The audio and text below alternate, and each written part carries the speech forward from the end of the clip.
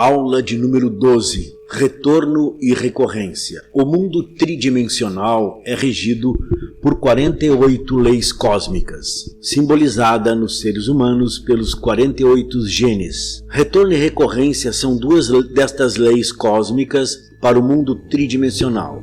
Não obstante, por mérito e direito próprio, à medida que formos eliminando o ego animal, vamos transcendendo leis. Deste modo, com o trabalho interior, deixaremos de ser regido por essas duas leis, entre outras, ganhando a autêntica liberdade e consciência, até religarmos-nos com o Pai, que é única lei. Acima do Pai, ao absoluto, incognoscível, imanifestado, mistério, costuma ser representado com o zero radical perfeito. Curiosamente, a mente tende a entender por monotonia o silêncio, mas é justamente o contrário. A vida é consciência. O silêncio absoluto é consciência desperta. Quanto mais consciência, menos leis, mais visão, menos prisão, mais energia e vitalidade, menos sofrimento, mais sabedoria e vivência da verdade, inclusive em dimensões superiores. Menos escravo dos desejos seremos e, portanto, mais livre e etc. Voltando ao nosso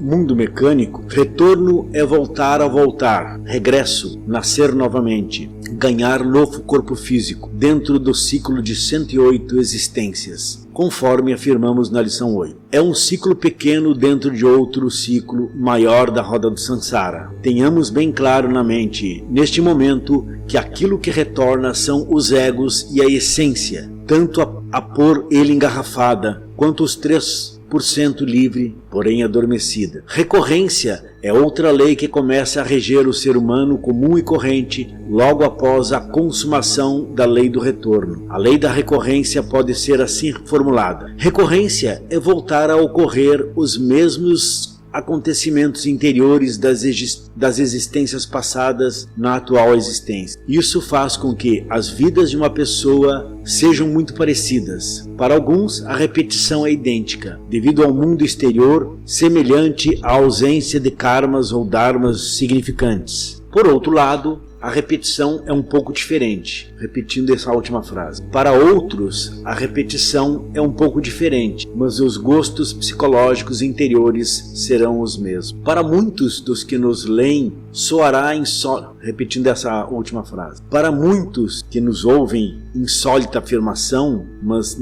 vou repetir de novo essa última frase. Para muitos dos que nos ouvem, soará insólita tal afirmação, mas na verdade não é tão incompreensível assim. Primeiro porque isso ocorre devido à atuação do ego. E o ego, como sabemos, é pura repetição, mecanicidade, ignorância. A essência é que é o novo, a verdade de instante em instante. Deste modo, a vida de cada pessoa é como um filme repetido. Vivemos em cada existência as mesmas tragédias e comédias das vidas anteriores, acrescido das consequências boas e más de nossos atos, karmas e dharma. Os atores deste filme, aqueles que estão por trás das repetições das nossas tragédias e comédias, são os egos, agregados psíquicos, desvios de consciência, demônios vermelhos de Sete, pecados capitais, etc. Ou seja, somos mecanicistas em 100%, pois nos acostumamos a nos identificar com os eus. Pausa para agunhar.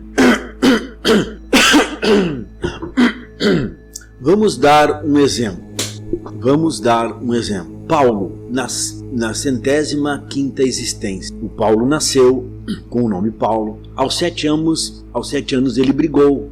Aos 18 saiu de casa. Aos 25 abriu um comércio. Aos 30 anos casou-se e aos 40 anos desencarnou em um acidente. Esta é a linha horizontal da vida. Na 106ª existência, esse mesmo indivíduo, agora nascido como João, nasceu. Aos 7 brigou, também. Aos 18 anos saiu de casa, também. Aos 25 abriu um comércio, igual. Aos 30 anos casou-se. Aos 40 anos, fato novo aconteceu. Início do trabalho com os 3 fatores de revolução da consciência. Se acidente da vida anterior fora por karma, não mais ocorre por causa da morte do ego. Então, ele mudou alguma coisa em sua vida, sua trajetória que o fez ser diferente. origem. Como podemos observar neste exemplo, os fatos mecânicos da vida se repetem, mas a partir do fato novo, as situações mecânicas puderam ser alteradas, devido ao trabalho com os 3 fatores de revolução da consciência. Mesmo se o acidente, suponhamos, fosse um karma recorrente a ser pago em várias vidas, ele poderia ser alterado, pois com o trabalho sobre nós mesmos, além de nos tornarmos dignos da misericórdia divina, ganharíamos consciência suficiente para negociarmos nossos próprios karmas diretamente com as hierarquias divinas. No entanto, há que se notar, para isso, a pessoa deveria já ter méritos reais e eliminado o defeito psicológico causador do karma recorrente de fato, e não pura e simplesmente por ter passado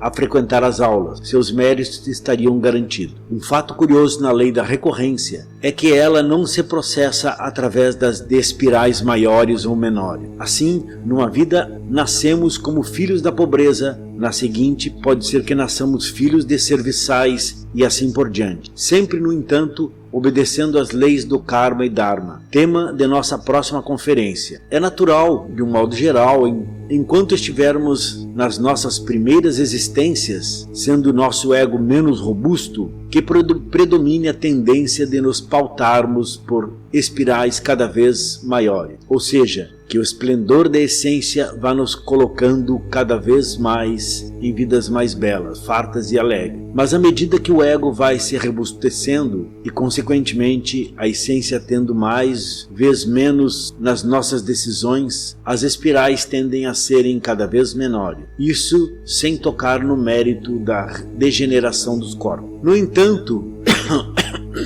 repetindo a última frase, tomando uma água, no exemplo da figura, caso predominasse a caridade da sua vida de rico e de rei em seu sentido mais amplo, pois aqui mais ele tem, mais caridoso deveria ser, o sujeito em questão permaneceria em espirais ascendentes, pois mesmo nascendo pobre teria muita ajuda, sem nem saber de quem. Porém, se ele começasse a dar atenção aos egos, por exemplo, da avareza, do egoísmo e etc., ele passaria a caminhar pela espiral descendente e de pobre a mendigo. Que fique bem claro no exemplo que, apesar da caridade estar intimamente ligada ao amor, não há nada mais belo do que desapego material ligado à justiça, compartilhar e distribuir com os outros espontaneamente e sabiamente aquilo que se tem. Ela em si não é revolucionária. A caridade é praticamente um dever de todo. Aliviar o sofrimento alheio é um dever. Ela, no entanto, não nos pode conduzir à liberação final. Devemos ter muita atenção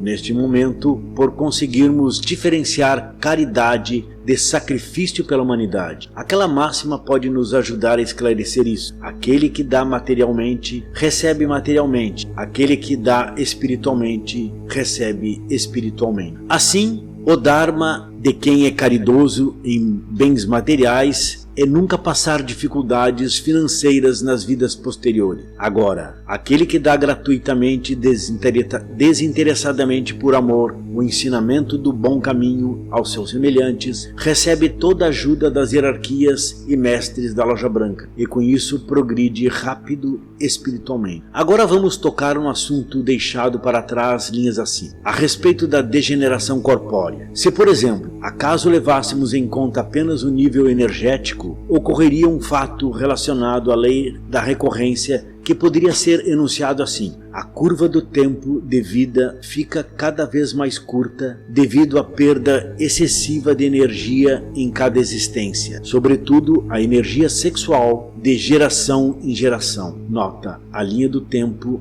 é sempre representada por uma circunferência. Como escapamos das leis do retorno e da recorrência? Para se transcender essas duas leis, é necessário iniciar um trabalho sério sobre si mesmo. Ou seja, precisamos começar, sem demora ou falsas justificativas, o trabalho com os 3 fatores de revolução da consciência: morrer, nascer e sacrifício pela humanidade. Deste modo, vencemos leis, vencemos o tarô, vencemos adivinhações, vencemos a quiromancia, vencemos os signos, vencemos a morte. Quando eliminamos um defeito psicológico, por exemplo, deixamos de estar compromissados com o evento por ele marcado anteriormente. E assim, vencemos parcialmente a lei do retorno. Quando praticamos o fator nascer, quando transmutamos nossas energias sexuais, amplificamos nossa energia e consciência, a ponto de não só melhorarmos nosso nível energético, senão de termos lucidez suficiente para negociar diretamente com os senhores da lei divina. Enfim, ao levantar a terceira serpente de fogo, o iniciado vence a morte física e passa a ter seu centro de gravidade na quinta dimensão da natureza, região regida por 24 leis. Ali não existe mais a lei do retorno e da recorrência definitivamente. Quem nunca ouviu o ditado popular, para tudo nessa vida tem jeito, menos para a morte? Pois é, esse ditado está errado, pois até para a morte tem jeito. Creio que alguns podem achar que retorno e reencarnação sejam a mesma coisa, porém não o é. Agora vamos esclarecer pormenorizadamente essa questão, que na realidade não passa de questões de termos, mas que estes termos sejam claros e precisos. Reencarnação é diferente de retorno. Reencarnam as pessoas de consciência desperta, a fim de dar continuidade a um trabalho iniciado, de acordo à vontade do Pai que está em secreto. Retornam as pessoas comuns e correntes, nós inconscientes e adormecidos nas dimensões superiores, ou seja, aquele que tem poder de se mover e domina a quinta dimensão da natureza, aquele que é mais alma do que egos, esse sim pode escolher, de acordo com a vontade do Pai, onde e quando nascer para continuar sua obra, unidos em vontade e consciência, pois nessa altura o iniciado sente gosto imenso em seguir o caminho da retidão. Mas após a morte física, nós profanos inconscientes continuamos sem nossos veículos de expressão da alma, sonhando como um sonâmbulo até a hora de retornarmos de acordo com a lei divina, a fim de colhermos nossos karmas e dharmas e repetir dramas, tragédias e comédias, enquanto nossa alma divina a anelar para que dessa vez iniciemos um trabalho sério sobre nós. Quero deixar claro que gnose não se resume a acreditar ou deixar de acreditar nisso ou naquilo. Gnose é conhecimento direto da verdade. Por isso, passamos as técnicas para que as pessoas possam despertar a consciência e comprovar por elas mesmas todas essas coisas. Então, para alguém que queira vir a ser um gnóstico, não vale a pena se desgastar com debates de ideias, com pessoas que apenas acreditam ou deixam de acreditar. Valerá a pena sim lutar para realizar a grande obra em vós mesmo e passar a ver essas verdades e muito outras mais.